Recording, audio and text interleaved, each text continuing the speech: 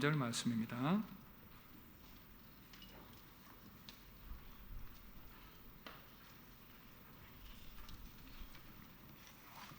다니엘 12장 1절에서 13절 말씀입니다.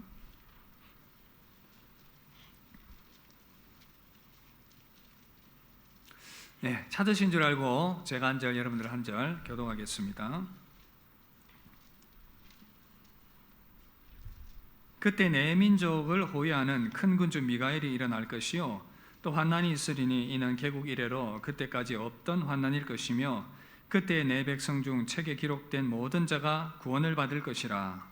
땅의 티끌 가운데서 자는 자 중에서 많은 사람이 깨어나 영생을 받는 자도 있겠고 수치를 당하여서 영원히 부끄러움을 당할 자도 있을 것이며 지혜 있는 자는 궁창의 빛과 같이 빛날 것이요 많은 사람을 옳은 대로 돌아오게 한 자는 별과 같이 영원토록 빛나리라. 다니엘아, 마지막 때까지 이 말을 간수하고 이 글을 봉함하라. 많은 사람이 빨리 왕래하며 지식이 더하리라.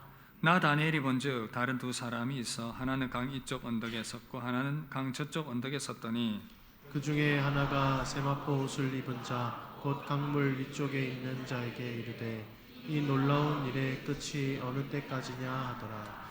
내가 들은즉 그 세마포 옷을 입고 강물 위쪽에 있는 자가 자기 좌우 손을 들어 하늘을 향하여 영원히 살아계시는 이를 가리켜 맹세하여 이르되 반드시 한때 두때 반때를 지나서 성도의 권세가 다 깨지기까지니 그렇게 되면 이 모든 일이 다 끝나리라 하더라. 내가 듣고도 깨닫지 못한지라. 내가 이르되 내 주여 이 모든 일의 결국이 어떠하겠나이까 하니 그가 이르되 다니엘아 갈지어다. 이 말은 마지막 때까지 간수하고 봉함할 것임이니라. 많은 사람이 연단을 받아 스스로 정결하게 하며 희게 할 것이나 악한 사람은 악을 행하리니 악한 자는 아무것도 깨닫지 못하되 오직 지혜 있는 자는 깨달으리라. 매일 드리는 제사를 피하며 멸망하게 할 가증한 것을 세울 때부터 1290일을 지낼 것이요 기다려서 1335일까지는 그 사람은 복이 있으리라. 함께 봅니다. 너는 가서 마지막을 기다리라.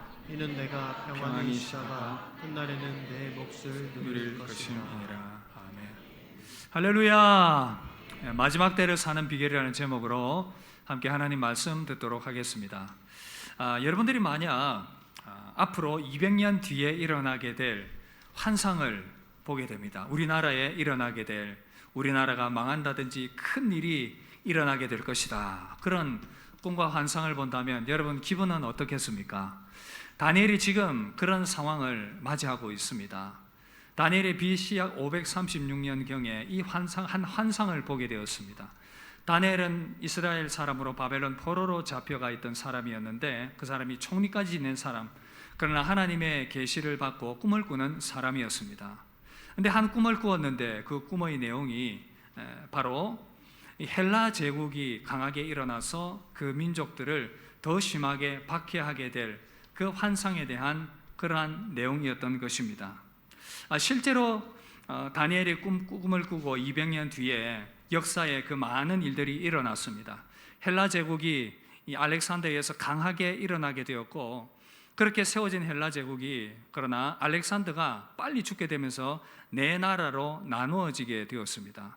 그런데 그 네 나라 중에 신하에 의해서 나누어졌는데 네 나라 중에 두 나라가 굉장히 힘을 얻었고 강성했는데 북방의 셀루커스, 남방의 프톨레미 왕조, 이 두 왕조가 150년간의 치열한 이 다툼을 벌였습니다. 그런데 이 북왕조의 왕조에서 아주 악한 한 왕이 일어났습니다. 안티오쿠스 4세 에피파네스라는 사람인데 이 사람이 이제 지금 다니엘이 환상을 보는 이 시점으로부터 약 200년 뒤에 엄청나게 그 민족을 박해를 하게 됩니다. 예루살렘 성전에다가 제우스 신상을 세우고 돼지고기를 갖다 바치고 돼지고기를 먹이는 그러한 이 악한 일들이 일어나게 되고 이를 반대하는 저항하는 많은 사람들을 죽이는 그러한 엄청난 박해 일들이 실제로 일어나게 되었던 것이었습니다. 오늘 함께 읽은 이 다니엘 12장의 그 환상의 내용 앞부분과 연결되어서 그 내용이 소개가 되고 있는 것입니다. 그 내용에 관련된 것이고 말씀해 보니까 지금 이 다니엘이 바벨론 히데겔 강가에 산 이 환상을 이렇게 보았는데, 히데겔 강물 위에 세마포를 입은 한 사람이 강물 위에 떠 있습니다. 근데 양쪽에 천사가 보이고 한쪽 천사가 물 위에 떠 있는 세마포를 입은 그 사람을 향하여 질문을 합니다. 학자들은 이분이 성자 하나님이신 예수님을 말씀한다고 말합니다. 이렇게 질문을 합니다. 이 놀라운 박해와 구원의 일이 언제 끝이 나겠습니까? 이 질문을 하자 예수님께서 손을 높이 들어서 성부 하나님을 향하여 이렇게 선포하고 이야기를 하십니다. 12장 7절 우리 함께 읽어볼까요?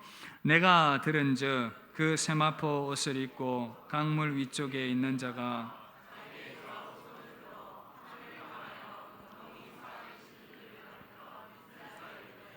반드시 한때 두때 반때를 지나서 성도의 권세가 다 깨지기까지니 그렇게 되면 이 모든 일이 다 끝나리라 하더라.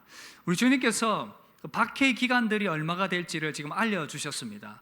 그래서 한때 두때 반때란, 한때는 1년, 두때는 2년, 반때는 이제 반년인데 개월수로 따지면 42개월. 이 시간은 이 박해를 심각하게 하던 안티오코스 에피파네스가 박해를 시작하고 끝내는 그 기간을 말하는 것입니다. 성도들에게는 이 기간이 너무나도 심각한 고난과 박해의 기간인데 그 기간이 그렇게 박해의 기간이 진행될 것이다라는 것을 말씀해 주고 있었던 것입니다. 여러분, 그런데 다니엘이 보았던 이 환상은 그 당시를 기준으로 앞으로 200년 뒤에 일어나게 될 역사의 일이기도 하지만 동시에 이 역사의 종말 가운데 일어나게 될 그 환상과 그 일들을 함께 포함을 하는 것입니다. 이것을 보통 묵시문학 이중적 성취라고 얘기를 하는데 요한계시록에도 비슷한 그러한 이 방법으로 마지막 때를 표현을 하고 있습니다. 그래서 다니엘 12장 1절 2절을 보시면 생명책에 관한 이야기도 나오고 땅의 티끌 가운데서 깨어나 영생을 얻는 자에 대해서도 이야기를 하고 있습니다. 그러니까 이 말씀은 말세에 일어나게 될 그 모든 일들에 대한 예언을 함께 포함하고 있는 그런 말씀이다라고 이해를 할 수가 있습니다. 오래전 쓰여진 말씀이기 때문에 나와 상관없는 말씀인가, 이 시대와 상관없는 말씀인가, 그렇지 않다는 거예요. 우리 하나님께는 하루가 천년 같고 천년이 하루 같다라는 이 말씀을 우리가 기억을 하면서 당시 오래전에 주어진 이 말씀이지만 또한 이 시대를 향하여 우리에게 주시는 그러한 말씀이기도 하다라는 것입니다. 여러분, 이 안티오코스 4세 에피파네스는 말세에 일어나게 될 적 그리스도에 대한 하나의 상징적인 인물이기도 한 것이죠. 여러분, 이 시대 우리가 말세를 살아가고 있습니다. 말세는 주님의 초림부터 주님의 재림의 시기 전부를 다 포함을 하는 것인데 이 시대를 살아가는 동안에 이런 적 그리스도가 일어나서 믿음의 사람들을 박해하고 힘들게 하는 그 일들이 펼쳐지게 될 것이다 라는 것이죠. 여러분, 시대를 지나오면서 지금도 마찬가지고 적 그리스도와 같은 인물들이 너무 많아요. 이단의 수계를 비롯해서 로마 시대 때는 기독교를 박해했던 그 네로 같은 인물들, 여러분 참으로 국가가 이 정부의 그런 제도들을 통해서 아니면 여러 상황들을 통해서 얼마나 많이 우리 믿음들을 도전하고 시험하고 박해하고 있는지를 모릅니다. 다양한 유혹들을 통해서 우리 믿음을 도전하고 시험하고 유혹하고 있다는 사실입니다. 그렇다면 이 박해와 유혹이 많은 시대 가운데 우리는 어떻게 우리 믿음을 굳건히 하면서 믿음을 지켜나갈 수 있을 것인가? 다니엘 12장은 바로 말세를 살아가고 있는 저와 여러분들이 어떻게 믿음으로 살아가야 할지를 분명하게 알려주고 있다는 사실입니다. 어떻게 믿음으로 이 말세에 살아갈 수 있을 것인가? 한 가지 오늘 중요한 이 말씀의 포인트를 하나 잡고 적용을 하면 좋겠습니다. 함께 따라합시다. 하나님의 말씀을 잘 간직합시다. 자, 여러분들이 가지고 있는 성경을 한번 들어보십시오. 그리고 그 성경을 가슴에 꼭 안아보십시오. 말씀을 꼭 한번 품에 안아보십시오. 성경을 들고 안으십시오. 제가 사진 하나 찍겠습니다. 여러분들 그 모습이 너무 아름다워요. 자, 사진 찍겠습니다. 이 모습을 저는 여러분들이 꼭 기억하기를 원합니다. 함께 한 번 더 따라합시다. 하나님의 말씀을 간직합시다. 말세에 하나님의 말씀을 간직해야 한다는 것입니다. 여러분, 우리는 참으로 정보화 시대에 살아가고 있습니다. 이제 내리셔도 됩니다. 이제 내리셔도 됩니다. 그 마음으로 여러분 계속 간직하십시오, 말씀을. 그래서 참 이 빠른 시대, 인터넷이 너무 빠르고 또 요즘은 인공지능 AI를 통해서 필요한 많은 정보들을 습득하며 너무나도 빠른 이 시대를 살아가고 있습니다. 혹시 여러분 챗 GPT를 아십니까? 젊은 분들 아마 아실 텐데, 이 챗 GPT한테 물어보십시오. 인터넷 다른 이 포털 사이트보다 더 많은 정보를 알려주실 것입니다. 뭐 김치찌개 하는 법 탁 치면 레시피를 쫙 알려줘요. 학생들이 요즘 이 빠른 학생들은 이것 가지고 레포트도 쓴다 그럽니다. 주제를 얘기하면 레포트를 다 얘기를 해줘요. 얼마나 좋은 세상인지 모릅니다. 여러분, 이렇게 우리는 빠른 세상, 정보화 시대를 살아가고 있습니다. 넘쳐나는 정보의 시대를 살아가고 있습니다. 원하는 정보를 어디서든 무엇이든 얻을 수 있는 이 시대. 그러나 이 많은 정보들 세상 가운데 살아가고 있지만 이 정보들이 우리를 살리는 그러한 생명의 정보인가 하는 것에는 의문을 가질 수밖에 없다는 것입니다. 왜냐하면 우리는 영적인 존재이고 하나님께서 우리를 영적인 존재로 만드셨기 때문에 우리는 세상의 정보를 초월한 다른 어떤 정보들을 가지고 습득하고 채워 넣어야 한다는 것입니다. 여러분, 우리는 영적인 존재입니다. 영적인 존재인 우리는 우리 영이 필요로 하는 정보들을 또한 습득해야 되고 채워 넣어야 하는데, 그 영을 살리는 지식과 정보가 필요한데 이 세상에 넘쳐나는 그 지식으로는 한계가 있다는 사실입니다. 그 정보 가운데서 과연 우리를 살리는 그 하나님의 말씀이 있는가? 그러나 안타깝게도 많은 흘러가는 넘쳐나는 그 정보 가운데서도 생명의 지식을 얻지 못하는 그러한 시대 가운데 살아가고 있다는 사실입니다. 여러분, 홍수가 났습니다. 그런데 참 아이러니하게도 이 홍수 가운데 마실 물이 없어요. 여러분, 이 현상을 어떻게 이해해야 되겠습니까? 생각해 보십시오. 물이 넘쳐납니다. 홍수가 비가 쏟아져서 홍수가 났는데 정작 마실 물이 없다는 거예요. 그 홍수 때문에 온갖 이 오수와 오물들이 그 홍수로 다 쓸려서 상수원으로 다 흘러 들어가게 됩니다. 정수의 시설들이 파괴됩니다. 그리고 그 모든 오염된 것들이 지하로 흘러 들어가게 되는 것입니다. 그런데 그 지하수가 또 오염이 되어서 지하수를 마실 수 없는 그런 이 참 모순적인 상황 아닙니까? 물은 넘쳐나는데 마실 물은 없는 이러한 시대적 상황인 것입니다. 이 시대가 그러한 것 같아요. 많은 정보들이 넘쳐나지만 그 정보를 통해서 과연 우리는 생명을 얻을 수 있는가? 오히려 영적인 질병을 가져다 줘요. 홍수로 말미암아 물을 아무데나 마시니까 수인성 질병들이, 바이러스들이 막 몸에 침투해서 몸에 이상한 질병이 생겨나게 되는 그런 상황인 것입니다. 생명의 말씀이 고갈된 이 시대적 상황, 아모스는 그래서 이렇게 말합니다. 아모스 8장 11절에서 13절, 우리 함께 이 말씀 읽도록 하겠습니다. 주 여호와의 말씀이니라.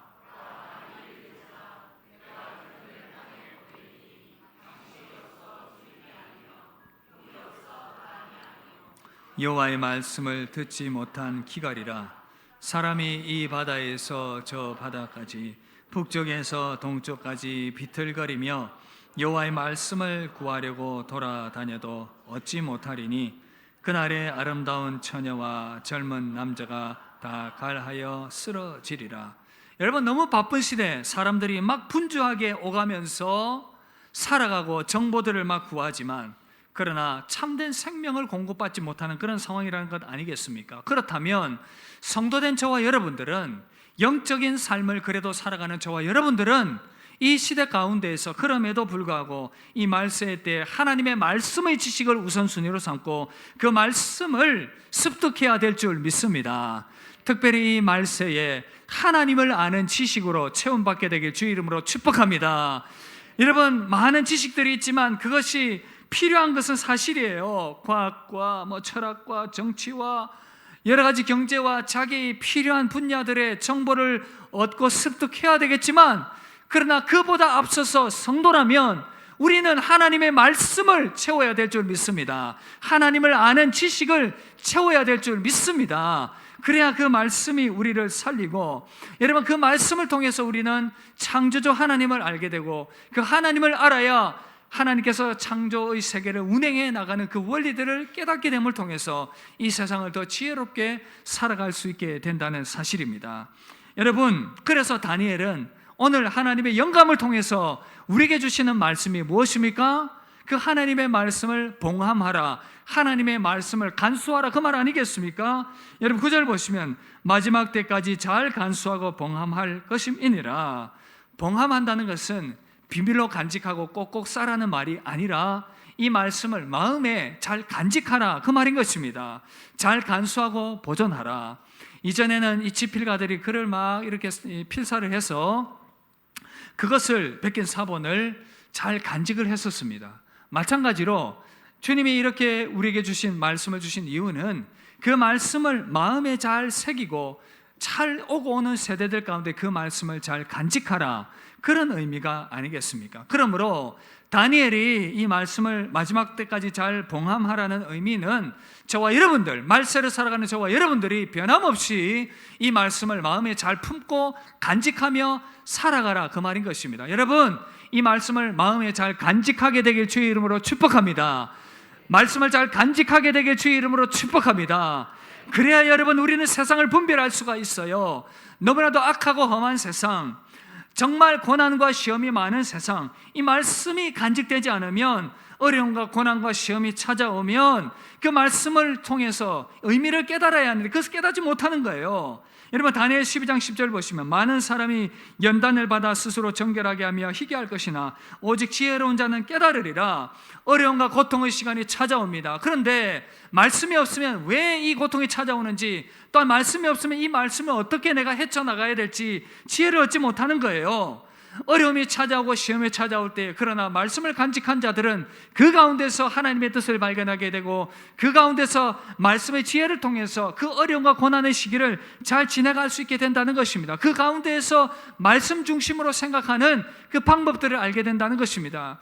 때로는 유혹과 시험이 찾아오고 그 믿음이 시험 가운데 떨어질 때가 있다 하더라도 그 유혹과 시험 가운데서 말씀을 붙들고 다시금 일어나게 되고, 어두운 세상 가운데 그럼에도 불구하고 그 말씀 가운데에서 빛의 자녀로서 살아갈 수 있는 그 길들을 말씀을 통해 발견할 수 있게 된다는 것입니다. 그러므로 말세를 살아가는 저와 여러분들은 이 말씀을 잘 간직하고 품어야 될 줄 믿습니다. 말씀을 잘 간직하고 품어야 될 줄 믿습니다.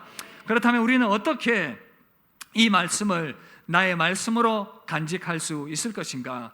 어떻게 우리는 이 말씀을 잘 간수해서 말세에 승리하는 믿음의 사람으로 설 수 있을 것인가? 이것을 함께 생각을 해봐야 되겠습니다.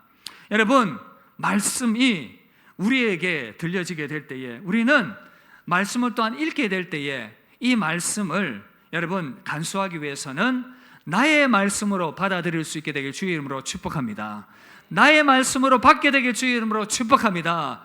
이게 무슨 말씀일까요? 말씀을 나의 말씀으로 간직하라. 바로 하나님의 말씀이 나와 상관없는 말씀이 아니라 나와 관계되는 말씀으로 받고 그 말씀을 섭취해야 된다, 그 말인 것입니다. 여러분, 어떻게 하면 하나님의 말씀을 나의 말씀으로 간직할 수 있을 것인가? 한번 첫 번째는요, 여러분 꼭 기억하시길 바랍니다. 말씀을 하나님의 말씀으로 받게 되길 바랍니다. 함께 따라합시다. 말씀을 하나님의 말씀으로 받읍시다. 우리 불편하겠지만 옆 사람에게 한번 물어봅시다. 성도님은 말씀을 하나님의 말씀으로 받습니까? 한번 물어보십시오.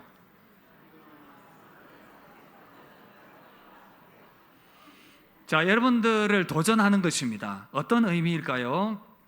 믿음은 들음에서 나고 들음은 바로 이 하나님의 말씀으로 말미암는다, 그렇게 전제를 하고 있어요. 자, 우리 믿음이 생겨나려면 말씀이 필요합니다.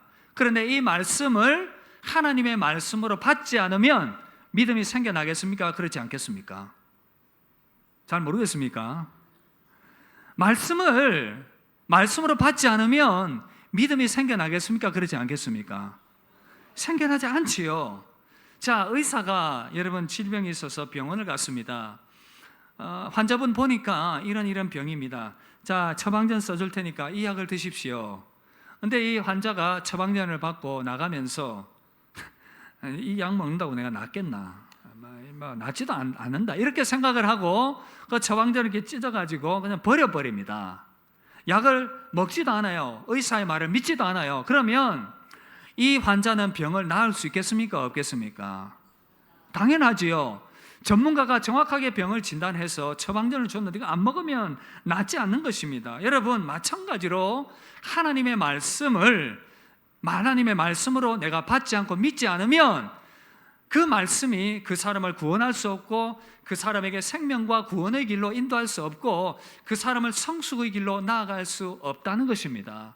여러분, 안타깝게도 제가 보니까 함께 교회를 나오고 있지만 하나님의 말씀을 믿는다고 하지만 하나님의 말씀을 믿지 않는 분들이 있더라고요.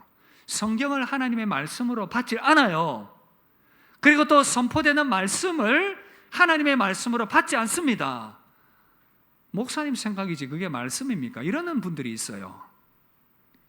여러분, 이렇게 되면 하나님의 말씀이 그 마음에 들어가지 않습니다. 자기의 생각과 자기의 판단대로 말씀을 다 재단하고 판단해버리죠. 그렇기 때문에 말씀을 마음에 간수할 수가 없다는 것입니다. 믿음으로 말씀을 받지 않기 때문에 그 말씀은 결코 그 사람을 살릴 수 없고 성숙시킬 수 없고 변화시켜 나갈 수 없다는 사실이에요. 히브리서 4장 2절에는 뭐라고 말씀합니까? 우리 함께 이 말씀 읽도록 하겠습니다. 시작! 같이 우리도 복음 전함을 받은 자이나 들은 바 그 말씀이 그들에게 유익하지 못한 것은 듣는 자가 믿음과 결부시키지 아니함이라. 자, 여기서 중요한 말씀이 우리에게 전파되고 있습니다. 조금 더 띄워주십시오. 뭐라고요? 말씀이 유익이 되지 못하는 것은 들은 바 그 말씀이 뭐라고요? 유익이 되지 않는다. 듣는 자가 뭘 결부하지 않았다고요? 믿음과 결부시키지 않았다. 오늘 이렇게 말씀을 듣지만 오늘 이렇게 말씀을 들으면서 목사님 생각이죠 라고 말하면 뭐라고요? 믿음이 안 생긴다는 거예요. 목사님 생각이지요 말하면 믿음이 안 생긴다는 거예요. 선포되는 말씀, 읽는 말씀을 하나님의 말씀으로 믿고 받아들이고 결부시키지 않으면 믿음이 생기지 않는다. 여러분, 우리가 기록된 말씀을 읽을 때에 하나님의 말씀으로 받아들이게 되길 주의 이름으로 축복합니다. 모든 성경은 하나님의 감동으로 된 것으로 교훈과 책망과 바르게 함과 의로 교육하기에 유익하다. 하나님의 사람을 온전케 한다. 하나님의 감동, 인스파이어, 영감되었다 그 말이에요. 성경 저자를 통해 기록했지만 하나님의 영이 기록했고 그 모든 성경 메시지의 일치와 그 사본이 너무나도 오랜 세월 지나오면서 많은 사본들이 보존되어 있어요. 그러니까 원저자의 그 말씀 그대로 이 시대에도 그 말씀이 전해져 오고 있고 예수님의 부활과 그 사역을 목격한 사도들의 기록들이 그대로 우리에게 마태복음부터 시작해서 전수되어 오고 있고 그 말씀이 곧 하나님의 말씀이라 그 말입니다. 그래서 그 말씀이 바로 전달되었고 그 읽는 말씀이 지금도 나에게 생명을 주는 말씀이라고 믿음으로 받아들이고 읽으면 구원의 역사가 일어나게 될 줄 믿습니다. 영적 성숙의 역사가 일어나게 될 줄 믿습니다. 여러분, 하나님의 말씀은 기록된 말씀 그리고 목사들을 통해서 선포된 말씀으로 전달되는 거예요. 성경의 저자가 오류 가운데 기록했지만 그러나 하나님의 영감의 중요한 메시지는 그대로 전달됐던 것처럼 때로는 목사가 지식의 한계가 있고 여러 가지 상황의 한계가 있고 기질적인 한계가 있어서 하나님의 말씀을 전하는 부족함이 있지만 그러나 바른 신학과 바른 하나님의 말씀을 풀어서 증거할 때 그것은 하나님의 말씀으로 믿으시길 주의 이름으로 축복합니다. 때로는 오류가 있고 연약함이 있을 수 있지만 핵심 메시지는 하나님의 메시지라는 거예요. 이것을 여러분들이 마음을 열고 받아야 하는 것입니다. 데살로니가 교회 성도들을 바울이 칭찬하면서 데살로니가 성도들이 참으로 귀했던 모습이 뭐냐? 데살로니가전서 2장 13절로 이 말씀 함께 읽읍시다. 시작. 이러므로 우리가 하나님께 끊임없이 감사함은 너희가 우리에게 들은 바 하나님의 말씀을 받을 때에 사람의 말로 받지 아니하고 하나님의 말씀으로 받음이니 진실로 그러하도다. 이 말씀이 또한 너희 믿는 자 가운데에서 역사하느니라. 할렐루야. 여러분들이 주일날 특별히 성북교회 성도로서 주일날 메시지를 받을 때에 하나님께서 저를 통해서 한 주 동안 필요한 메시지를 나에게 주시는구나 생각을 하고 그 메시지를 붙드는 겁니다. 그리고 믿음으로 살아보세요. 하나님께서 어떻게 역사하시는지. 그래서 저를 여러분들을 위한 목자로 세우셨고 말씀 선포자로 세우신 것입니다. 그렇게 말씀을 하나님의 말씀으로 받고 인정하게 될 때에 여러분들은 하나님의 말씀을 간수하게 될 것이고 그 간수된 말씀이 여러분들 삶 가운데 역사를 나타나게 될 줄 믿습니다. 하나님의 말씀을 말씀으로 받게 되는 그런 은혜가 있길 주의 이름으로 축복합니다. 그래야 말세에 하나님의 말씀을 받을 수 있는 기본적인 준비가 되는 것입니다. 그런가 하면 우리는 어떻게 하나님의 말씀을 간수할 수 있을 것인가? 두 번째, 정기적으로 말씀을 섭취하게 되길 바랍니다. 함께 따라합시다. 정기적으로 말씀을 먹읍시다. 여러분, 실제로 말씀을 간수하기 위해서는 말씀을 섭취해야 합니다.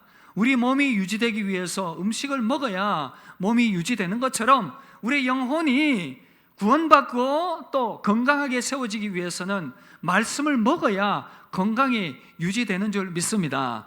여러분, 오늘 아침 오시면서 식사하신 분도 계시고 안 하신 분들도 계실 것입니다. 자, 뭐 건너뛰었을 수도 있는데 오늘 점심 안 드실 계획이신 분 손 들어 보십시오.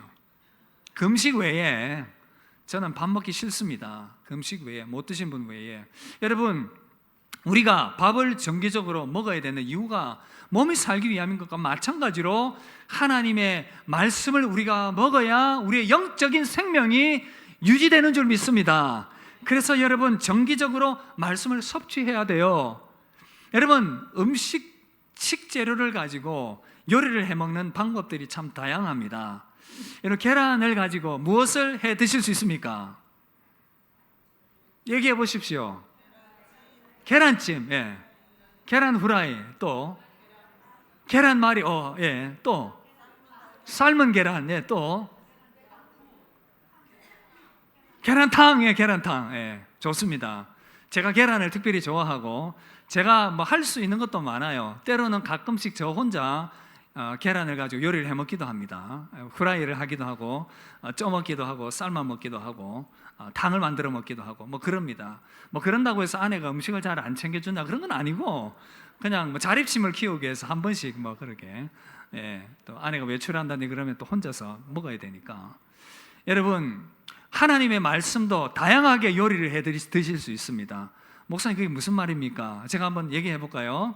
자, 여러분, 우리는 성경을 읽으면서 말씀을 섭취할 수 있습니다.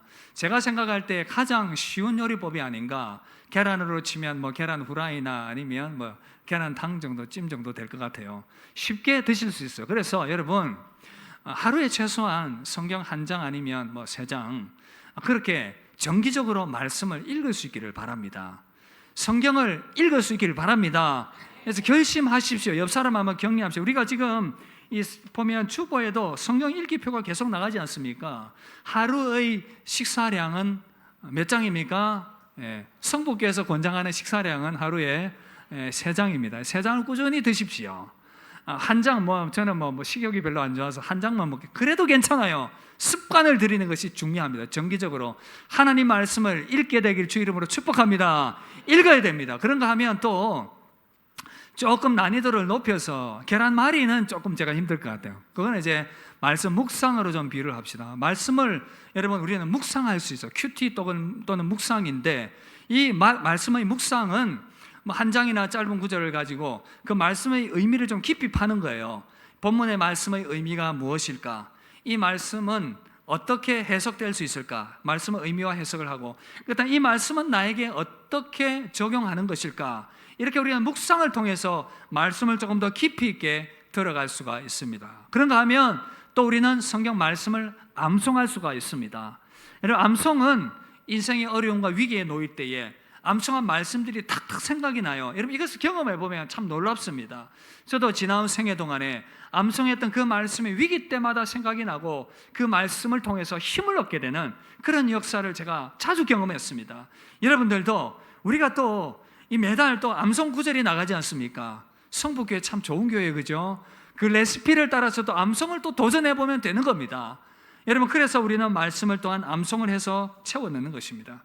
그런가 하면 또 여러분들은 말씀을 듣는 자리에 자주 나오시길 바랍니다. 여러분, 예배의 자리에 자주 나와서 현장에 와서 예배 드리는 거, 공예배, 공기도의 자리에 나와서 자주 말씀 듣는 거 중요합니다. 그래야 들음을 통해서 믿음이 생겨나기 때문입니다. 그런가 하면 또 여러분들은 건전한 방송이나 또 유튜브를 통해서 자주 말씀을 들을 수 있기를 바랍니다. 인증된 그러한 말씀이죠. 그러나 여러분, 이 가운데서 주의를 기울여야 됩니다. 인터넷과 유튜브는 너무나도 많이 개방되어 있기 때문에 이단이라든지 잘못된 가르침들도 많아요. 그래서 자칫 잘못 들으면 문제가 될 수 있기 때문에 그러한 부분들은 분별해야 되겠지만, 그러나 건전하다라는 것을 전제로 한다면 여러분들은 항상 말씀을 듣는 그런 시간들을 많이 가져서 그 말씀에 여러분들을 살리는 그런 역사들을 경험할 수 있기를 바랍니다. 이렇게 다양한 방법으로 말씀을 섭취하면서 그 말씀을 잘 간직해야 말세의 고난과 시험의 때를 성도로서 잘 이겨나갈 수 있다는 사실입니다. 제자도라는 책을 쓴 데이비드 왓슨은 아주 뛰어난 영성가인데, 이분이 어느 날 암 수술을 받게 되었고 마음이 참 힘든 그 시간들을 보내게 되었습니다. 그러나 그가 정기적으로 말씀을 섭취하던 그 습관이, 영적인 습관이 그에게 큰 힘을 안겨다 주었습니다. 그가 이렇게 고백을 했습니다. 제가 인용을 해드리면, 성경에서 발견되는 많은 보증과 약속을 떠올리고 생각하는데 시간을 보내는 만큼 살아계신 하나님을 믿는 신앙은 강건해졌고 하나님의 손 안에서 안전하게 거할 수 있게 해주었다. 특별히 성경을 통해 성령님으로 말미암아 주어지는 말씀은 우리의 신앙을 자라게 하는데 아주 본질적인 역할을 한다.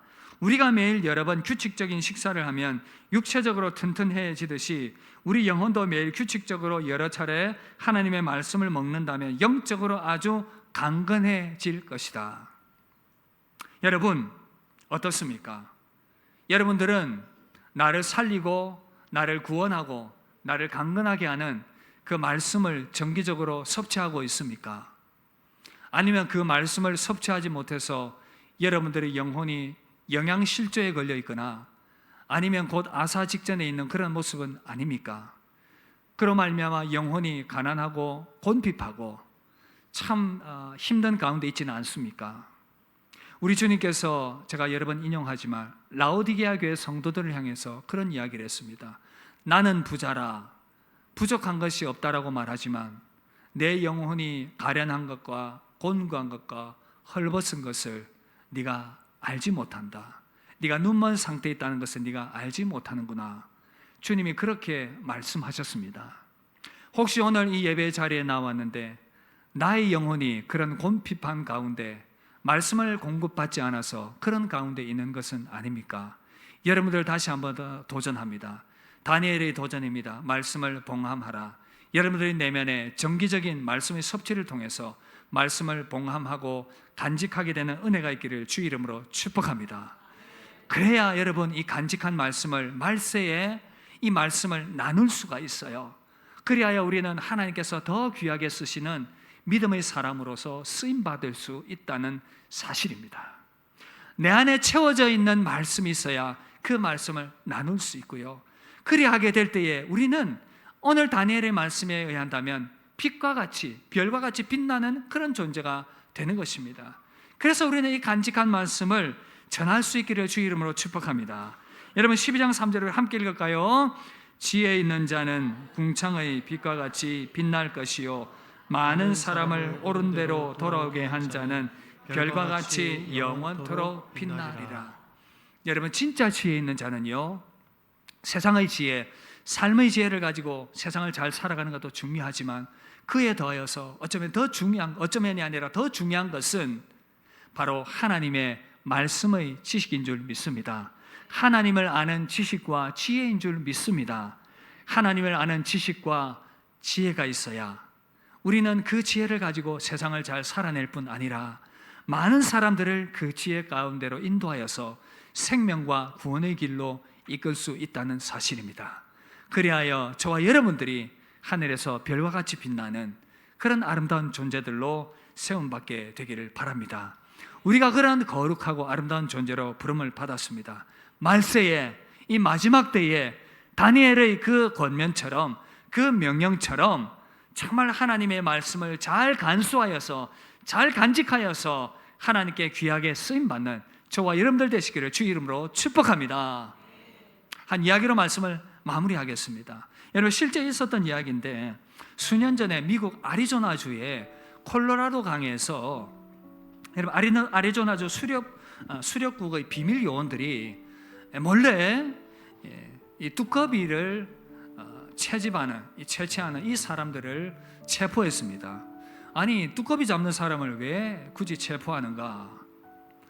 그 생태계를 파괴하는 그런 이유도 있었지만 다른 이유가 있었습니다. 여러분, 그런데 이 두꺼비를 채취하기 위해서 이 수렵국이 그곳에 갔는데 너무나도 흉측하고 이상한 광경을 목격하게 되었습니다. 두꺼비를 잡으러 온 사람들이 두꺼비를 잡자마자 두꺼비를 막 그 징그러운 두꺼비를 막 혀로 핥는 거예요. 아니, 왜 저런 징그러운 행동들을 할까? 이유가 있었습니다. 알고 보니까 이 두꺼비는 좀 특수한 그런 두꺼비인데 자기가 위험에 처하게 되면 독성 물질을 뿜어낸다고 합니다. 그런데 이 독성 물질이 환각작용을 일으킨다고 하는 거예요. 그러니까 이 두꺼비가 마약을 뿜어내는 것과 마찬가지인 거예요.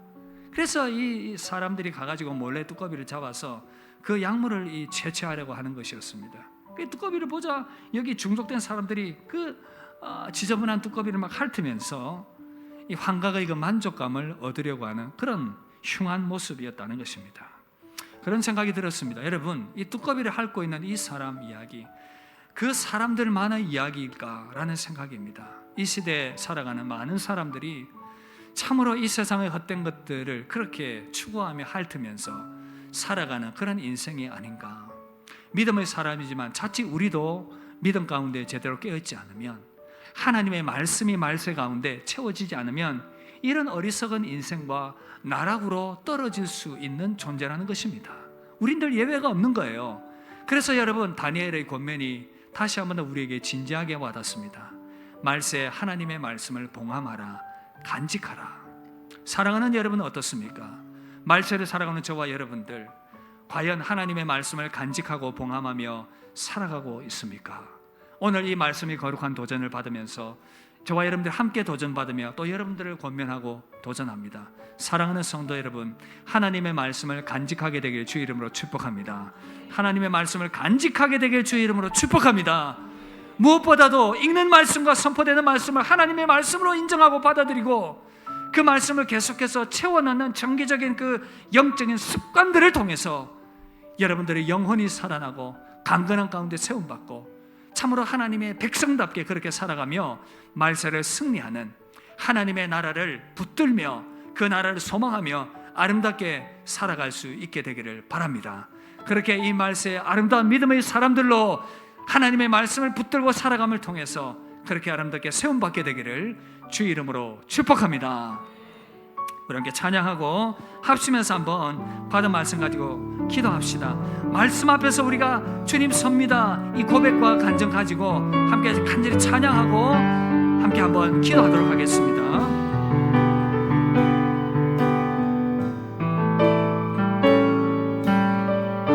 말씀 앞에서, 말씀 앞에서 경외함으로 주께 홀로 섭니다.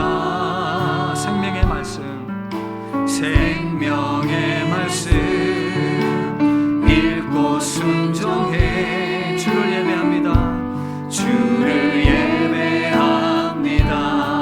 기록된 말씀, 기록된 말씀 힘이 있어서 진리로 우리 거룩해 하며 거룩한 말씀 세세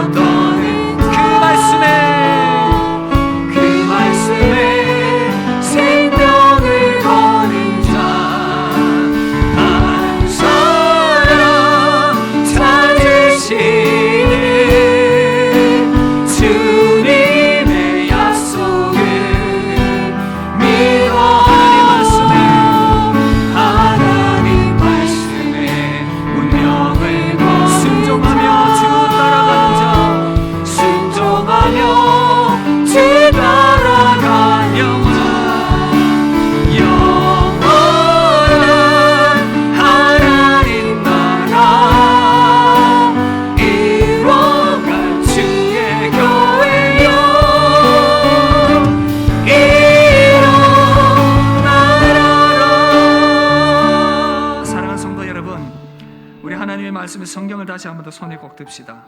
들고 이 성경을 가슴에 다시 한 번 더 탁 대고 말씀을 안습니다.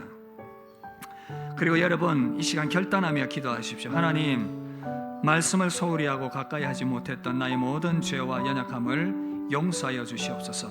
이제는 이 말씀 붙들길 원합니다.